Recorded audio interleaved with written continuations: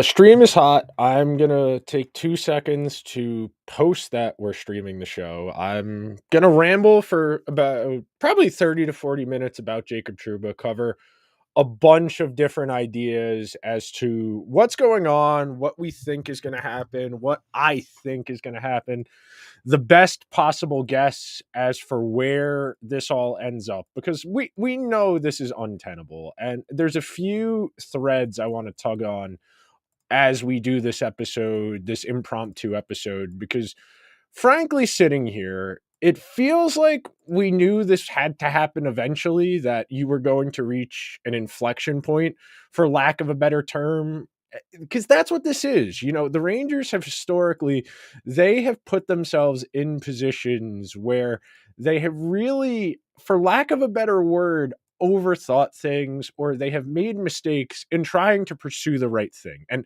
that's really the conundrum here. The real conundrum, and the reason it's frustrating as a fan, is the Rangers were trying to do something good here. In an ideal world, we're having this conversation, and it's because Jacob Trouba's worked out. They've managed to acquire a first pair defenseman several years ago. They took a swing on a disgruntled player. And that's the type of move you want your general manager to take. If you got to walk it all the way back, and we're gonna take a walk down memory lane as we do this episode, because I do think it's important to understand why things are the way they are, for lack of a better way to say it. The Rangers are in the boat they're in because of long-term problems. These are not things that happened overnight. These are not things that happened. These are not short-term problems. The Rangers are not dealing with Jacob Trouba in 2024 because of things that happened this past year or 2 years ago. This is like 8-9 years in the making. So we're gonna take a walk down memory lane and make that really the foundation of our argument. And I'm gonna finish tweeting out these links. Break down Trouba news. And then post it over here. And okay, now that I can actually focus on talking as opposed to talking and typing, um, okay, so I want to start here. I think it's really important to start here. Rangers draft pick history, hockey DB. Okay, we'll go on D&D. All right, so I'm going to share my screen for the first of many times today. And I do think this is useful. I do think this is a very useful instrument as to understanding why we're in the boat we're in. So we're going to share our screen here. Want to make sure it comes off on a decent size. Okay, that's reasonable enough. I'll make it a smidge bigger. So you got to remember, we're talking about long-term issues here. The Rangers are not dealing with the fact they have Jacob Trouba in 2024 because of last year, the year before. This is long-term. So you got to go all the way back. So we're talking about Glenn Sather as the general manager. Jeff Gorton takes over in 2015. Remember, 2014, they go to the Cup final and lose. 2015, they go to the conference final and lose. And then you start looking at these draft classes where you have 10 total games from one draft class. The year after that, your first pick is a defenseman in the third round, because remember, you burned picks to go get Keith Yandel in 2015. So your first pick is on day 3. You have 22 total games. You have 32 total games across 2 draft classes. Then the first time you honestly take a step back, 2016, 2017, looking at it now, you understood that after that Ottawa series loss, where you were a more talented team than Ottawa. And I know that Ottawa team had Mark Stone. I know it had Erik Karlsson. The Rangers were a better team, and they did not execute. They didn't play well enough, and they didn't deserve to win in that series. But they take an honest look at their roster and say, well, we need to get a little bit younger, and frankly, we need to get a little bit cheaper. Derek Stepan, who ultimately got traded for that pick that was used to take Lias Anderson, and Tony DeAngelo, of course. Again, we'll talk. Tony DeAngelo is another example of this, but 2017 is the first time they really have a moment of reflection and say, well, we're getting older and we're getting expensive. So what can we do to get cheaper? Who's expendable? And well, we just traded for Mika Zibanejad. So if we roll with Derek Stepan, excuse me, if we roll with Mika Zibanejad and Kevin Hayes down the middle, and we draft Lias Anderson and Filipino, well, one of those two guys should be able to become a second or a third line center behind Mika Zibanejad. That's the prospect. That's the theory, at least. Then the wheels really come off in 2017, 2018. If you'll recall, the fall of that season, they get off to a really good start in the fall of 2017, 2018. But as the season goes along, it starts to wean out. You know, you start to understand why the Rangers were winning games. Lundqvist was playing really well through about early December. I remember being at Central Park for the open practice ahead of the Winter Classic against the Sabres in December of 2017 and feeling that this group, it wasn't great. I'm going to go over to Hockey Reference and pull up the roster from 2016, 2017 as for reference, so you get what I'm talking about here. But I don't want to say the vibes had started to shift, but there was definitely something a little bit different as that group started to mature, if you will. So this is Hockey Reference. I'll make that a little bigger. Looking at it here, Brady Shea, Zuccarello, Jimmy Vesey playing 14-20 a game, Kevin Hayes, Booch, Zibanejad, and then you still have holdovers from those cup teams and conference final teams, and Stahl and Jesper Fast. We all remember the David Desharnais experience. JT Miller has a decent season, but he plays a lot better the year prior. Hank still plays pretty well at his age. Rick Nash, you end up trading. He plays 60 games. And then you start to get to the soggy bottom of this roster where it's Grabner, who has a really good season here. They turn him into a player, Yegor Rykov, who never ends up coming over from Russia. Paul Carey plays a lot for this team. Nick Holden plays a lot for this team. They went out of their way to sign Kevin Shattenkirk, who played injured that entire season and then shut it down about halfway through. You see, he played 46 games. Brendan Smith, who massive flop. Absolutely massive flop in New York, but manages to hang around for another 4 years. D'Angelo, who they took a flyer on, and that'll get to our Trouba point because Trouba's the year after this, the offseason after this. Pionk, Bunevis, John Gilmore, Cody McLeod, Peter Holland, Rob O'Gara, Steve Kampfer, Ryan Spooner, Letary, Nemesnikov, Ryan Sproul, Adam Cracknell in there for a few games, which was very funny at the time. But going back over to the drafts, the 2018 draft is the first one where there are darts thrown with a vision. They understand they need to get younger, they need to get cheaper. So they take a swing on a Russian-born winger who obviously didn't work out. Miller, who is clearly the best player amongst this group. But again, remember, we are dealing with the fact that you have all of these draft classes from the years before where you don't have a whole lot to show for it.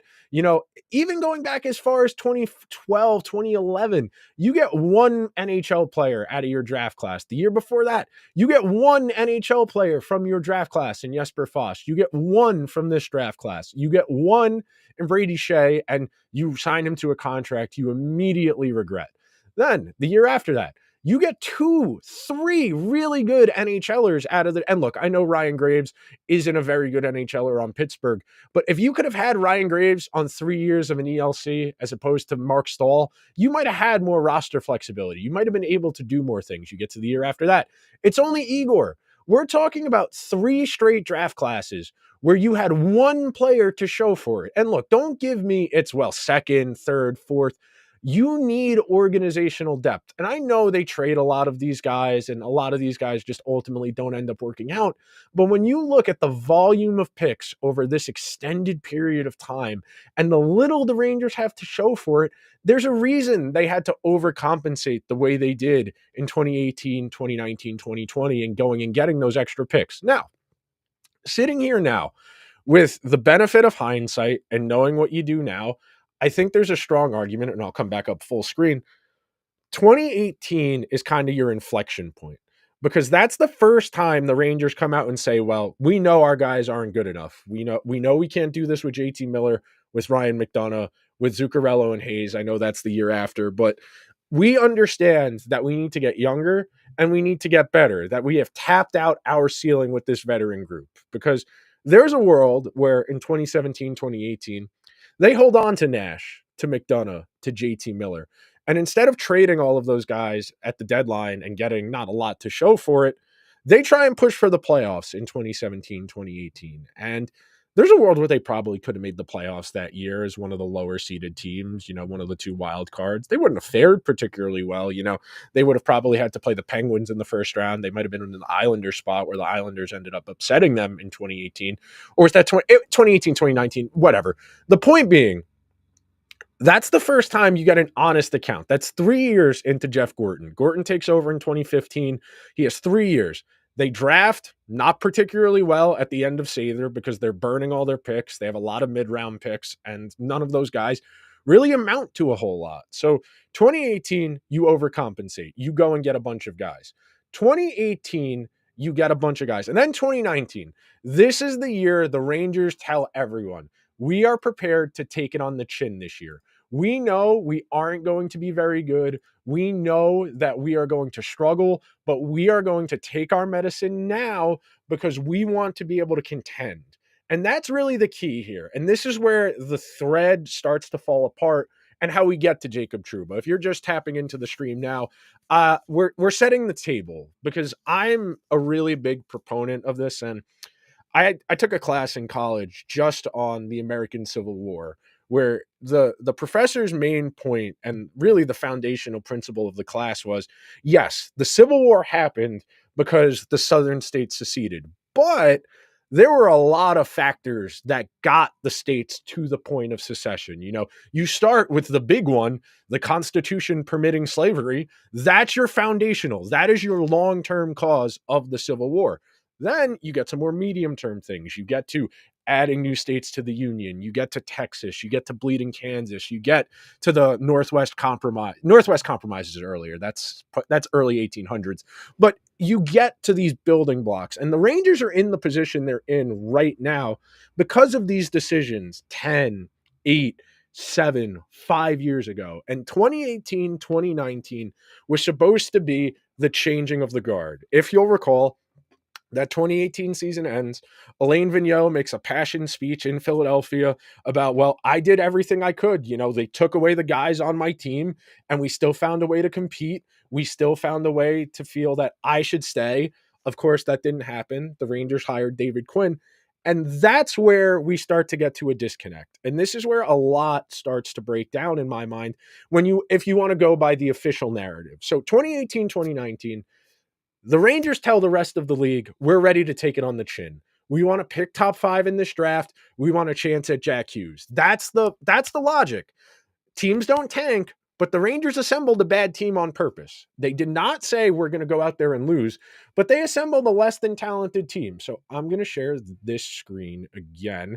We're going to start with the roster for that 2018-2019 team. And here it is.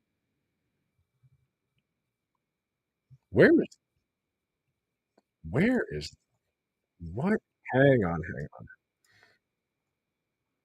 What is playing right now? I cannot find that. Hang on.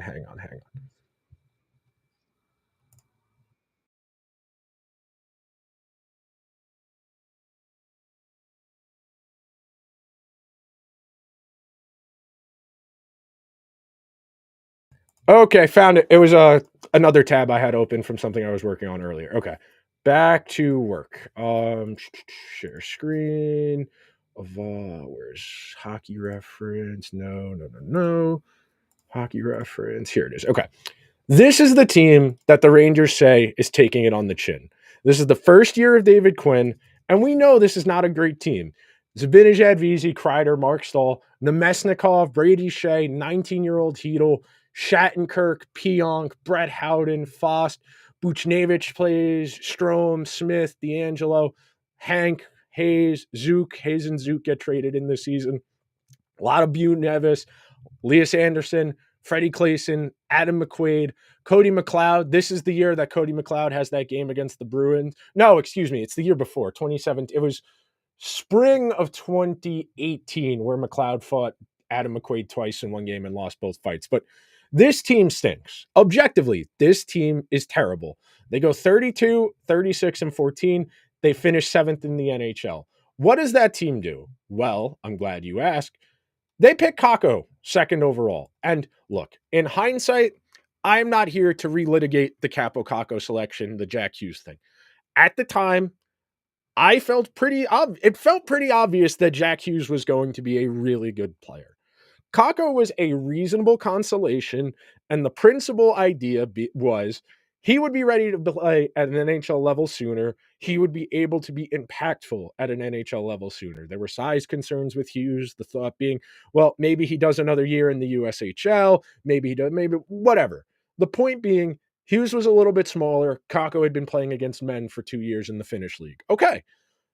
Kako comes into a team that makes multiple decisions that offseason that put them in a position where the timeline gets sped up. And that's really the first sliding doors moment, if you will, to steal it from Bill Simmons, who it's a good point because in 2019, they take Kako in June in that draft, second overall. And then what do? They trade for Jacob Trouba. They sign Artemi Panarin in free agency. So we just picked a guy second overall, and we got a new coach in here who the first thing we do after we tell him, you're going to take your time, we're going to give you plenty of runway. And look, this is not a defense of David Quinn. If you're familiar with me and my work, you know I don't like David Quinn. You know I think he's an incompetent head coach, and frankly, it's kind of insane. He keeps getting opportunities to coach, but the Rangers told us, the fans, and told David Quinn, you're going to get time to work on this, that we want you to mold Anderson and Hedel and all of these guys we're going to draft. We want you to mold Tony DeAngelo. And then you're going to mold Vitaly Kravtsov when he comes over from Russia. And Capo Kako, we want you to take him under your wing and put him in a position to succeed. We want you to put these guys in a position to succeed. But at the same time, we're going to go spend the most expensive free agent contract in the history of our organization on Panarin. We're going to trade for Jacob Trouba and immediately give him a long-term extension. And yes, we are going to talk about Jacob Trouba specifically soon because that is going to be the second half of this episode. But we are laying out the road here. You don't get to a point where you waive your captain, or I should say, talk about waiving your captain and ultimately don't. I wanted to wait till 2:00 to do this stream because if they just waived him and that was the end of it, and we see if he gets claimed or if he goes down to the AHL, mutual termination tomorrow, whatever, that's not what happened. Now, I am still skeptical that there is a trade to be had, and we'll talk about that when we get to the Trouba point. But circling back to where we are on our timeline, we're in 2019. The fall of 2019, you have a very funky team. You have a very funky looking team. And the thing about the 2019-2020 Rangers, one of the great experiments in style of play, because by all measures, and we're going to pull up natural stat trick for 2018-2019, because I don't think people remember this. I don't think people remember just how awful the Rangers were defensively that year because of how great the counting stat seasons teams had. The Rangers, I want to say, conceded the most scoring chances against in the entire NHL. They third lead. Okay. So we'll go roster first. So share screen. Where is 2019-2020? Okay. So this is the 2019-2020 Rangers team. This is the team. The season gets paused midway through. You know, they go to the bubble. They get smoked by Carolina. Ryan Strome, Fox, Trouba, Howden, Panarin, Jesper Foss, DeAngelo, Booch, Kako, Kreider, Brendan Smith, Brady Shea, Filipino. That's not a bad first mix. You know, Zibanejad misses some games in there. He does set his career high in goals with 41. But once you get past that first 10 guys, this roster falls off massively. Greg McKegg, Mark Stahl. Georgiev's a decent backup. I won't bag on him that much. Libor Hayek, Michael Haley, Phil DiGiuseppe, Elias Anderson, Gauthier. Shesterkin gets his first taste of NHL play. Nemesnikov gets traded early in that year. Gettinger, Bunyevis, Stephen Fogarty, goes to fourth line pass. That's the first part of this. The second part of this is that this Rangers team plays one of the most insane styles of play all time. So this is the 2019-2020 Rangers. They give up the third most scoring chances in the entire NHL that season under David Quinn. They play at one of the most breakneck paces ever. They win the goal share with 46% of the scoring chances. What were their expected goals? 47? They outperform their expected goals by 4%. That's quantifiable. And then you go over here and you look at shooting and save percentage. Well, of course, you got great goaltending. You had a trio of Shesterkin, Hank, and Lundqvist, 920 at 5-on-5, and then 889 shooting. And that's good enough to keep them hanging around. And then the main thing I wanted to talk about here, and we're going to get to Trouba through this, I promise, is the rate they play against. The Rangers concede the highest rate of scoring chances against in the entire NHL that season. But they also play at a reasonably high pace. 54 seems a little bit low from what I recall. But point being, the Rangers play at a ridiculously high pace that year. You'll recall that's the first year you have Trouba, Fox, and D'Angelo all on the same team. And we can also say, with the benefit of hindsight, if the Rangers knew Adam Fox was going to be as good as he was, the Rangers would have never traded for Jacob Trouba. I think it's reasonably safe to make that assumption, but you can't make assumptions. You don't know, and that's why. And it's really hard to do this. This is a really challenging thought exercise. It's a really challenging prospect as a fan, as somebody who does hockey content. You can't get hung up on this in that lens of, well, what do the Rangers look like if they don't trade for Trouba? Well, if they don't have Trouba and they have Fox and D'Angelo, does that mean they extend D'Angelo long term? Is that what happens there? And it's hard to go down that rabbit hole because the permutations jut out in so many different ways that it's not really feasible to do as a thought exercise. But that 2019-2020 team had a little juice to it. The second half of that season in particular, they get Shesterkin up, they get the new goalie bump, the young goalie bump. They play some nice games. I remember going to a game, they beat the Avalanche with Shesterkin in that spring of 2020. And then, of course, you have the Mika Zibanejad 5-goal game the first week of March. It's March 5th of 2020. They play two more games. The last game they play is against Colorado. They lose. They blow the lead at the end of the third. No, excuse me. They tie the game late in the third period. Then they go to overtime and they lose in overtime. And that's the last the Rangers play hockey until the 1st of August. Those 3 games against Carolina should have been a pause, a moratorium, a real hard reset, a hard look in the eye as to why are we struggling? Because this is the crux of the issue. And forgive me for lifting this from Moneyball, but the problem with the Rangers, they don't want to win. They don't think about it in terms of scoring goals and stopping goals. They think about it in terms of players. They go out and get Jacob Trouba because he was good in Winnipeg. Do they understand what made him good in Winnipeg? Do they understand why he was successful there? No.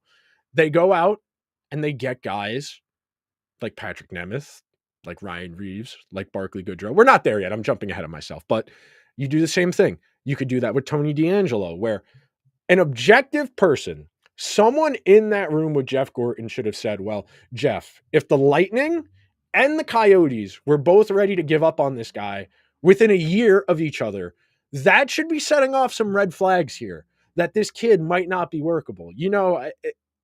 For a long time, Steve Yzerman, when he was with Tampa Bay, was the boogeyman of the NHL. There was a general understanding that if you trade with Tampa Bay, you are going to get the wool pulled over your eyes. Jeff Gorton can attest to this. He has basically nothing to show for trading Ryan McDonagh and JT Miller. Of course, Tampa Bay ends up trading JT Miller. They get a first-round pick in return from Vancouver. Miller blossoms in Vancouver. He wins the power struggle with Bo Horvat. He stays. Horvat gets traded. But if Tampa Bay was ready to give up on D'Angelo, that should have told you this wasn't a guy worth taking a chance on. And sure, some guys do need those second chances, those third chances. JT Miller is one of them. That's a guy who said, candidly, if I didn't get traded from the Rangers, I probably wouldn't be as good as I am because I would have never had that wake-up call. I never would have had that come to Jesus moment of there's something I'm not doing right as a professional here. But 1920, that should have been the reset. They got absolutely ran out of the rink against Carolina in the bubble. Just terrible hockey. I went back and read one of my write-ups from that series I wrote after, and that team was not talented, but the problem was the way they wanted to play with tempo, with odd man rushes, was entirely contingent on taking advantage of the other team's mistakes. And the longer you go in the playoffs, the better your quality of competition, the more difficult it is to kind of get through against a quality opponent. And that sets the table for 2020, 2021. And this is where we get to Chris Drury as the general manager and the president. This is where we get to Gerard Gallant. This is where we get to that first summer. That 2021 team. Oh, and of course, the Rangers pick first overall by sheer luck in 2020. They take Lafreniere. So you have a first and second overall pick. You have Fox. You have Zibanejad. You have Booch. You have Kreider. You have Hedel. You drafted Miller. He hasn't played yet. You draft Schneider in 2020 with Lafreniere. He hasn't played yet. 2021 should have been the last real, okay, we're going to take it on the chin. If it doesn't go well, we've got one more time with this group, and then we're going to reassess. The problem is they gave Zibanejad the big extension. And the Eichel situation is lingering over this entire thing. The Eichel availability is a massive question mark. And the official narrative is the Pagulas weren't trading him to the Rangers. They didn't want Eichel in the East, no matter what the Rangers were going to offer, no matter what. And in hindsight, sitting here now, you would say, yeah, I would have traded Lafreniere and Kakko to get Jack Eichel on this team 3 years ago because it would have prevented them from making additional mistakes. Because if you have Eichel and Zibanejad down the middle, and Zibanejad's playing that 2C role, and Eichel's taking your harder matchups, in theory, Zibanejad can do a little bit more in a reduced role. But the Rangers are pretty insistent. You know, if you want to go by what Larry Brooks said in 2021, the Rangers feel Zibanejad is better than Jack Eichel now and will continue to be so. If that's the truth, you should be worried because that tells me that Chris Drury does not look at his guys objectively, that he has the rose-tinted glasses that we as fans, we can have that. You know, I don't like complaining about Adam Fox. I don't like complaining about Shesterkin because those guys have earned some credibility. They have earned some buffer from criticism. But as far as where we're at right now, we're going to get to Trouba. I know people are trickling in and out of the stream as we go here, but we're going to get to Trouba. The first half hour or so of this has kind of been setting the table to how the Rangers get here. But my big theory, my big working theory as to why the Rangers have struggled a lot over the last 15 years to find that last hurdle to get to the cup and win the cup. You know, they have one cup finals appearance since 1994. That was 2014. We're going on 10 years since our last appearance. We're going on 31 since our last win. We are getting to a point where it's time to be accountable. And I think the way the last 24 months have played out tell you that there is not a bigger picture plan. I really do think that some of this is let's keep as high a floor as we possibly can. And then in the given year, maybe we get lucky. Maybe we get a soft path. And I've really been rattling my brain around it. And it really feels like last year was the path. You know, you had the worst team in this playoff format as your first round opponent. You were able to beat Washington in a sweep. Carolina, they did you a favor in that game 6. Freddie Anderson sold really hard, but you get to that Florida series. That was the moment of realization that as good as Zibanejad and Panarin are, Barkov and Kachuk are better. It's that simple. It is that simple. And the longer you stave off correcting your mistakes, and I know there are a lot of people who want to give Drury credit for, well, it's not working with Trouba. Why are you complaining? We knew this situation was untenable in the summer. I did one of these videos the week after the trade rumors during the draft surge. It had like 5,000 views because a lot of people didn't seem to understand the narrative breakdown. How you go from Friday night of don't be surprised if the Rangers find a way to trade Trouba tomorrow to both Emily Kaplan and Elliot Friedman reporting on the Saturday of the draft on NHL Network. This trade will be done by the end of the day. Nothing the end of Saturday, nothing Sunday. Then Monday night, Larry writes his column in the Post saying, well, Trouba said he wasn't going to report to a team if the Rangers traded him, even if he was on the list, because he didn't want to leave his wife. Now, if you want to believe that, Larry's definitely been a bit spotty. You know, if you're just tuning in and you saw the Brady Kachuk rumors that the Senators instantly shot down, you know, not every reporter bats 1,000, but all we have to go on is what's out there. And sitting here right now, I want to start doing Trouba now. let's talk about this a few different ways. Number one, and most importantly, we are going back to his time in Winnipeg because this is the first foundational breakdown in the Rangers process. I can understand the Rangers in 2018 feeling like they needed to add guys. They did. You're talking about a defense with Mark Stahl, Kevin Shattenkirk, Brendan Smith. We're this is not exactly the 96 USA World Cup of hockey team. This is not the best group ever assembled. And they overcompensated. They said, well, we're going to draft a bunch of guys. We're going to trade for two guys in Trouba and Fox. We still have D'Angelo here. And by sheer volume, by sheer attrition, we're going to stumble into six guys who are pretty good. We're going to get Lindgren from the Bruins in the Rick Nash trade. We're going to draft Schneider in 2020. We're going to trade for Trouba. We're going to trade for Fox. We're going to draft Miller. We're going to draft Zach Jones. We're going to do what we can.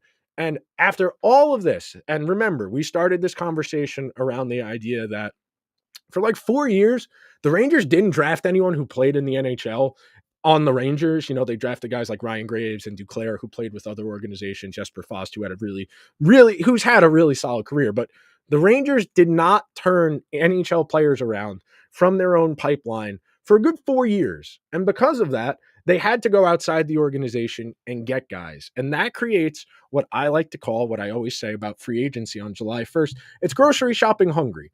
The Rangers went out and overcompensated because they were desperate. They got a ton of defensemen, both drafted and traded for and signed in free agency, under the guise of we're going to stumble into a group of six guys that we think are pretty good. And they stumbled upon four guys who are decent. Fox is great. Fox is all world. I know he's not having a great season right now, but you don't regret that extension. He will win another Norris in his career. I'm pretty sure of that. Miller is as tantalizing a toolbox as I have seen from from a project type player, somebody we knew needed seasoning, who didn't have a ton of not NHL, didn't have a ton of experience as a defenseman. Good enough. Schneider is slowly but surely, we're in year 4 now. He is slowly but surely rounding in, and frankly, he's probably been their best defenseman this season. Zach Jones, I'm very bullish on. I still think he's a decent enough NHL player that he should be a regular. The problem is the Rangers identified guys in Trouba and Lindgren for very specific things, for penalty killing, for blocking shots, for their intangibles, for their relationships with the guys on the team. And they paid Trouba and Lindgren. And look, I know they paid Trouba to acquire him. That was probably one of the conditions for Trouba agreeing to accept the trade to the Rangers from Winnipeg back then was, we're going to give you that big extension. But my problem here, and where I start to delineate, is that 2021 season. How can you say the official narrative, which is the official narrative, that we feel we did not meet our expectations this year? Remember, this is the season where Panarin needs to take a 2-week leave of absence because of threats to his family from the Russian government. This is a season where Mika Zibanejad is suffering from long COVID and has the worst start to his career ever. So you're telling me a team with a dinged up first line center underperforming and its best winger not playing for a good stretch of the season because of the situation with Russia, you're telling me you expected that team to make the playoffs. With a straight face, you are telling me our expectation was to make the playoffs. This is the year after picking first overall and second overall. You're telling me, and with all the injuries too, don't forget, part of the reason that Tom Wilson game gets thrown in the lore is there was no Kreider, there was no Trouba. They were both not in that game. They were both injured. They were both injured and didn't play. So you're telling me a team that was missing its two best wingers, its press center was physically compromised most of the season. You're telling me the expectation for that team was to make the playoffs. Okay. And that's what got Jeff Gorton and John Davidson fired. And look, I'm no defender of Jeff Gorton. I'm no defender of John Davidson. They made their fair share of blunders too. The Trouba trade and extension, the Hayek, Howden, and the picks from Tampa Bay. I'm not defending those guys. They made their mistakes too. But you told them they had a gradual runway, that there was going to be an extended period of time to build this out, to identify young foundational pieces and then build around them. And then you traded for Trouba and signed Panarin 1 year into your supposed rebuild, and you artificially sped up the timeline. And that's part of why the 2 years David Quinn had Capo Caco and the 1 year he had Lafreniere were such a slap in the face to us as Ranger fans. Why are you playing Colin Blackwell 16 minutes a game over the guys you took first and second overall? You needed to identify what those guys could be. And look, Kako and Lafreniere are amongst their best forwards this season in 2024 so far going into 2025. But you could have gotten more in the previous years out of those guys if you had just been willing to take your lumps. The Rangers have tried to have it both ways, and that's why they're in this position right now. They wanted to rebuild, but we could get Jacob Trouba. They wanted to rebuild, but we could get Artemi Panarin. And if the goal is just consistently being a playoff team, that's okay. If you want to be the Nashville Predators, the Minnesota Wild, that's okay. But then you have to adjust other aspects of your operation here. If you want to be the Nashville Predators, you can't charge $210 to sit in the last row of the 400s where you can't see below the goal line or see the scoreboard. You can't be charging $180 to sit in the 23rd row of the upper bowl. That's not fair to your fans if your expectation is we're going to make the playoffs and we're going to do what we can every year. Okay. After 36 minutes, it is finally time to actually start talking about Jacob Trouba as a player. So we're going to dial it all the way back, and we're going to start with his time in Winnipeg. He makes it to the NHL 2013, 2014. He plays 22 minutes a game that rookie season. But I want to start, where is it here? I said 2013, 2014. So we're going to start with his line mates because I think this is useful. When we talk about players, one of the things I really hone in on is their line mates in terms of who they play with most frequently. And then the other thing I like to hone in on is the idea of different lines have different responsibilities. You know, when Trouba's out there with Miller and they're out there with Zibanejad, Kreider, and Riley Smith this year, that is supposed to be their best defensive group. That group gets hard matched against the other team's best players because the Rangers are perceiving that group of Miller, Trouba, Zibanejad, Kreider, Riley Smith as their best defensive group. That makes sense in theory. We know Lafreniere, Panarin, and Trocheck are not playing great defense. They don't trust Hedl, Kakko, and Cooley to play good defense. They're not going to send Sam Carrick, Edstrom, and Jimmy Vesey out there against the other team's best players. So if those are the guys who have to be out there, it would make sense if they were good at defense, right? Right? Okay. So starting here, I want to get this. This is going to be a blast from the past for some people. You might not recognize some of these names, but we're going to start here. Let me see the sizing. Okay, that's reasonable. This is Jacob Trouba's rookie season, okay? 2013, 2014. His most common defensive partner is Mark Stewart. That is weird that that's right. That was so long ago. Dustin Byfuglien was playing wing. That's how long ago Jacob Trouba's rookie season was. And because of this, the way this website works, it's profiling Byfuglien as a defensive person because he eventually became a defensive person. And then Tobias Edstrom. Then we'll go to the year after that. We'll go to 2014, 2015.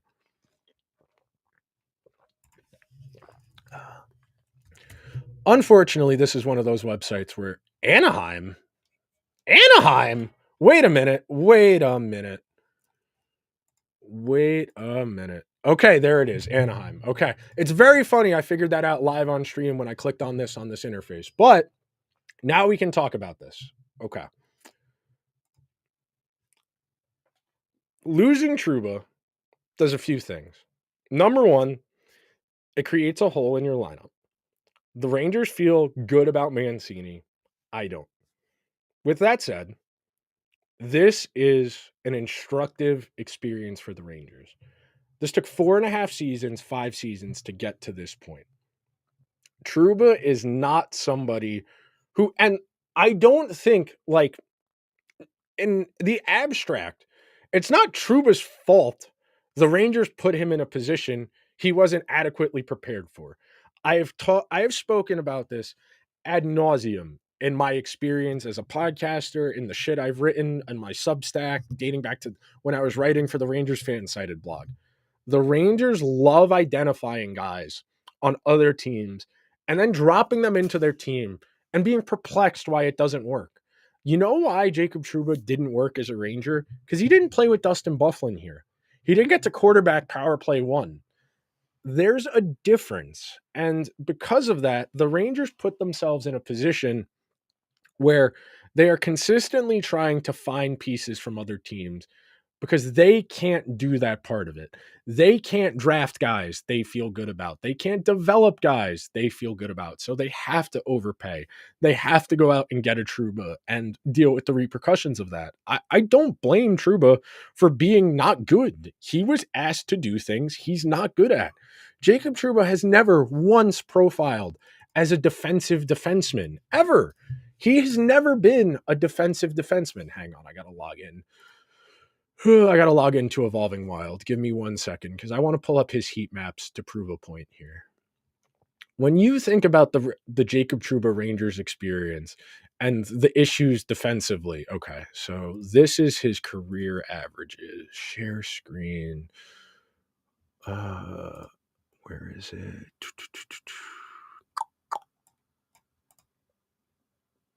Okay, here it is. Wait, no, that's Blueski. Hang on. Restream's being a little funky. Hang on. Here it is. Okay. So you're looking at this. This is hockeyviz.com. This is a great resource. This is something I use quite frequently for snapshots and just quick hitters, if you will, a quick analysis. Looking at this heat map, the left side is what we're looking at. This is even strength. So in the 5-on-5 minutes that Jacob Trouba plays, this is for his career. This is not just this season. You'll notice the pockets of red. That's where shots typically come from. You'll notice Trouba, right-handed defenseman, the shots, a lot of them, the majority of them coming from this right point shot. And then defensively, you'll notice that the other team on Trouba's side of the ice gets a lot of action here. They have a lot of opportunities to shoot on net, to score, and dealing with that. And I want to make sure I'm not missing what the return is, blah, blah, blah. Rangers trying to get Trouba done, blah, blah, blah. I want to make sure I get the return right, and then we can analyze it from that perspective. Okay. Vakinen, who's a former... I cannot believe they got the Ducks to do that with no retention. That's really insane. I don't know what the deal is over there in Anaheim. That's a terrible trade for them. Like, fundamentally, I understand that they feel they're in a weird spot where they need to start showing signs of progress or they're all going to get fired, general manager and coach. But when you look at that team, it is not a very talented roster. And bringing in Jacob Trouba to block shots and kill penalties is not going to make, Zegras, Mason McTavish, Leo Carlson. I forget the kid they drafted this year, the tall, skinny kid who had the shocked look on his face when they took him. But at this point, the Rangers are in a position where it feels really difficult to think they're going to pull this all the way back together. And people have been saying putting the tube back in the toothpaste and the toothpaste back in the tube. And that's right. When what happened in June happened, the Rangers needed to be, and Chris Drury needed to be frank. The Rangers' assumption that everything's always going to work out for them is why they are in this boat. We talk about the long, medium, and short-term causes of this entire situation. We are dealing with the repercussions of 5 years of not really turning around any NHL players during a window when they were trying to be competitive. They said, well, we need to take a step back for a few years. We need to recoup. We need to find some younger, cheaper guys. And then we're going to be poised to be competitive. And then they sped that up. And then they sped that up. And then they sped that up. And it apexes in arrogance 2 years ago. That team, the second Gallant year, plays with an entitlement that we're going to win the Stanley Cup. We're a great team. We went to the conference finals last year and no one expected us to be there. We're so good. We're going to be great. And because of that, it bred a sense of complacency that all we got to do is show up. We'll win the games. And then our general manager is going to go out there and get guys. And who screams entitlement like no one else? Well, the superstar who used to be a superstar on one hip, demanding to only be traded to one team. And Patrick Kane showing up, Tarasenko, Mikola. Again, the Rangers thinking everything's just going to work out for them without understanding what they're going to need to do. The Rangers haven't built a roster that complements each other. They have a bunch of players who, on an individual basis, have good traits. The problem is the traits don't line up, and you're starting to see questionable signs of decline in Trocheck, Zibanejad, maybe in Panarin, and you are looking down the barrel of needing to get this back on the tracks because there are still a lot of games left this year. The Rangers are not in a position where, oh, well, we got rid of this, we got rid of the problem. And if this spirals on for another week where they continue to look lifeless, they play the Penguins tonight. And the Penguins aren't a good team, but the Penguins have started to put it back together this year, the last few weeks, and are at least competitive. And you think about how bad the Rangers are off of the rush, and you think about all of the time Sidney Crosby has cooked the Rangers over the years. It's not hard to imagine them losing tonight with all of this lingering over the team. I know I typically attribute this to fans more than players, but right now it kind of feels like the Rangers are just waiting for something bad to happen, that they're going to make a first mistake, and then these games get out of hand. That's absolutely what happened last week against the Flyers on Black Friday, or last Friday on Black Friday. They didn't play well. The Rangers did not play well, and Sam and Joe were ragging on him, and we were ragging on them, and everybody's like, well, this can't go on. And you had Brooks write the column saying he needs to go about Trouba. They ultimately, a week later figured that out. But who's the leader on this team now? And I have said this no less than 200 times since 2021. I knew this group didn't have a good leader because of what happened between D'Angelo and Georgiev. At some point in the previous 2 years that Georgiev and D'Angelo were teammates, someone on the team needed to pull D'Angelo aside and say, shut up. That guy's on your team. I understand you're frustrated we lost. I am frustrated too. But don't rag on guys on this team because that's not what we're about. A guy like D'Angelo is going to keep busting balls and keep busting balls and keep busting balls until it boils over. You see it in his Twitter presence. This is a person who has been exiled to playing hockey in Russia full time as a professional and is still finding time to argue with people on Twitter because he has nothing better to do. This is not somebody to be taken seriously. And nobody at any point pulled him aside and told him, get your shit together. They let it boil over, and that happens in 2021. They had the Tom Wilson game where he ragdolls Panarin, and the only person to do anything is Buchnevich, who the general manager trades. He can say all he wants about toughness and this and that. And the one guy who did anything in that game got shipped to St. Louis for a guy who's not in the league.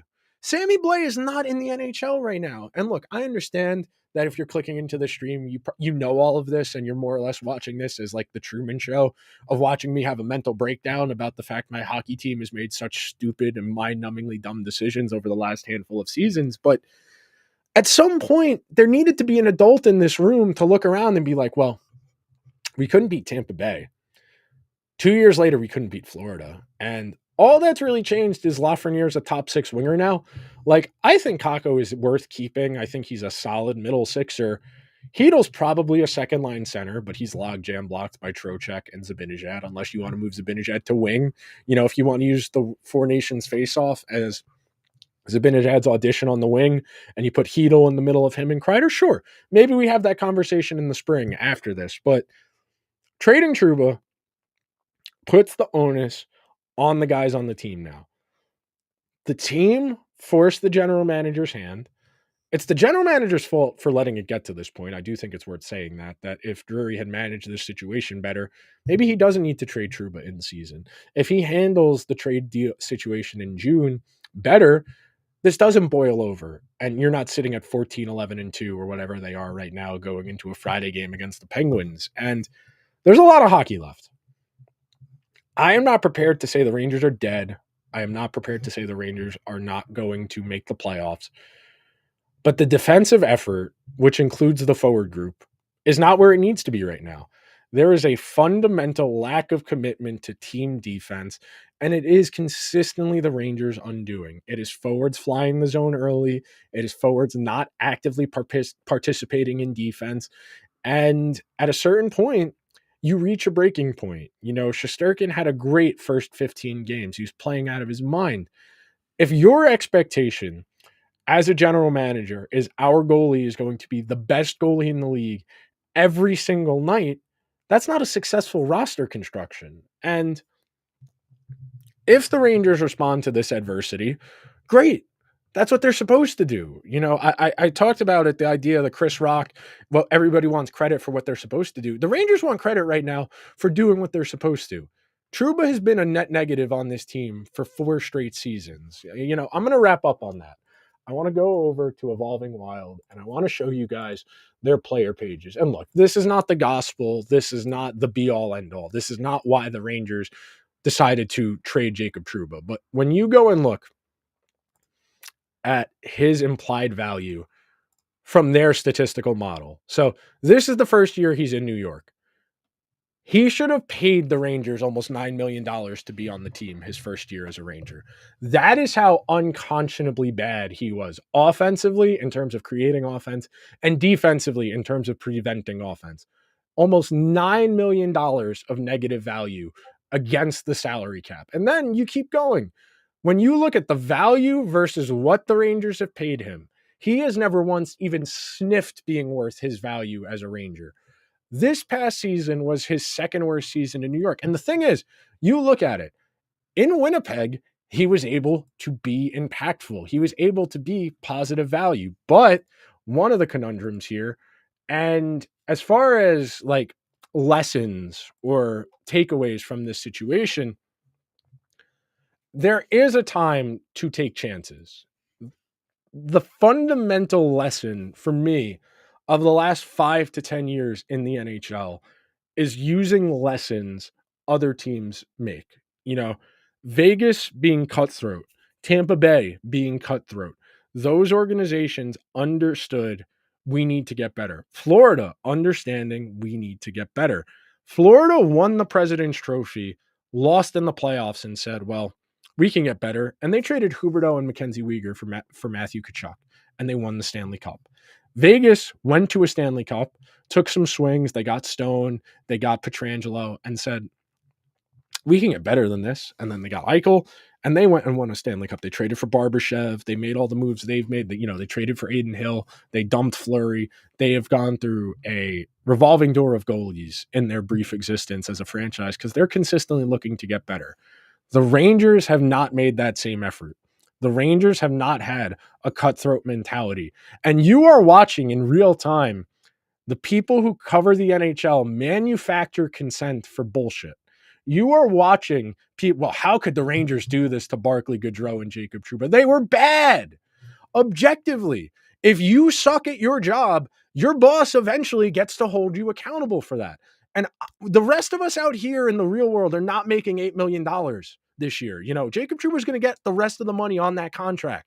Even if he gets bought out by the Ducks in a year or two, the rest of that money is his. The rest of us, we get fired, we get a few weeks of severance, you go on unemployment. Spare me how could the Rangers do this? This is so unprofessional. The Golden Knights did it and won the Stanley Cup. Spare me with the moralizing for guys who are going to be fine. Oh no, Jacob Trouba has to move to Southern California. What a disaster. How will he ever recover? He makes more money than 99% of the people on this planet in a given year. And the people who cover the team are trying to tell he's such a nice guy. He's so good.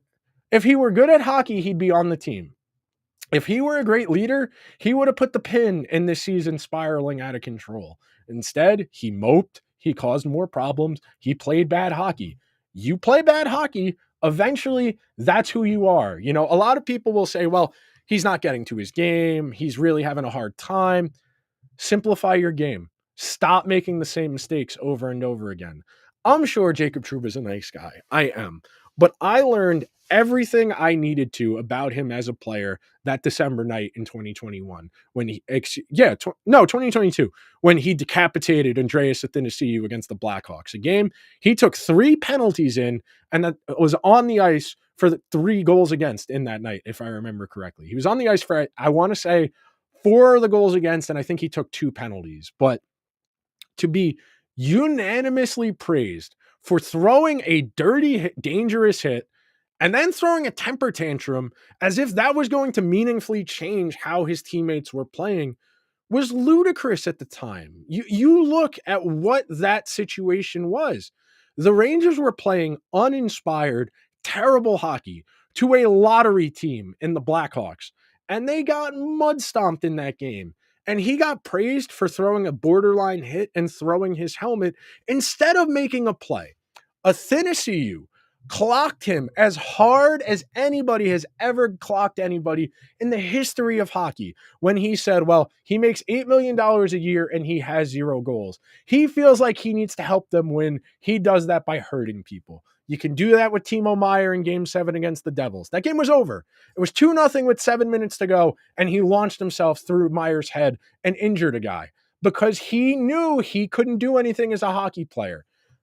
I am glad that Jacob Trouba is no longer on this team because I think it's going to help the Rangers play better hockey. I feel that if you can get a defenseman in there who can play a little more aggressively in the neutral zone, that does not need to constantly drop back because they are such a slow skater and because they're so indecisive, you will find a way. I am happy to be sitting here. He's not on the team anymore. There is still work to be done here. There are a lot of games left, and there is a lot of opportunity for the Rangers to play better. And of course, there's plenty of opportunity for things to spiral out of control. I think that's going to do it for the stream. I just wanted to come get some shit off my chest. As you can tell, a lot of thoughts on this topic. I'm glad we are sitting here, that it is over with, and we can turn our attention back to the guys on the ice. Go out there, beat the Penguins tonight, stop the bleeding, and then start making things happen. Okay? Stop the bleeding, play better hockey, beat the teams you're supposed to, and then we can have a conversation if they're not that good, if they keep losing to playoff teams, because that's reasonable. But this is over with. There's no more moping. If I hear anything about, well, the morale wasn't good and the guys were disheartened, well, you weren't playing well when he was here anyway. So spare me with that. At a certain point, the guys on the team are responsible for how they play. Don't tell me, well, if Rempe was here, they'd have more energy. If Trouba was still on the team, if Gaudreau was still on the team, this is how they played when they were on the team. You know, you don't get to have it both ways. It is infuriating to sit here and be told both of those things simultaneously. Oh, well, they missed these guys. They played like this when they were here. What does it matter if they play the same way? All right, that's it. Everyone go have a fun weekend. I'm going to go enjoy the Ranger game tonight. I'm going to enjoy watching college football tomorrow. Andrew and I will be back on Monday to break this all down. I'm very glad that we are over with this and we can move on. I'll talk to you guys on Monday, unless something else crazy happens, in which case you might see me doing one of these from the bar tomorrow night. I'll talk to you guys on